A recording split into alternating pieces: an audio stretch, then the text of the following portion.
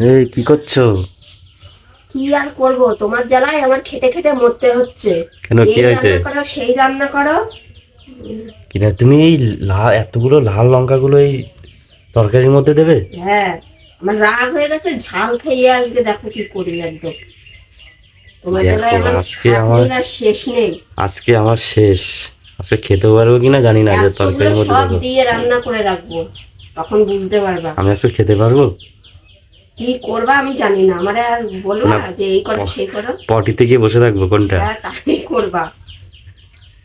দেখো গাইস, দেখো আজকে যা শুরু করেছে ও, দেখো। মানে রাগানোর ফলে এই গরমের মধ্যে শুধু বলবে এই খাবো এই খাবো, আর আজকে আমি ঝাল দিয়ে রান্না করে রাখবো। আমাকে যদি আর আজকে কোনোদিন বলে গাইস, যে আজকে আমি রান্না শেষ। করো। দেখো পটি দিকে বসে থাকতে হবে মনে হচ্ছে। দেখো অতগুলো লঙ্কার মধ্যে দিচ্ছে, দেখো।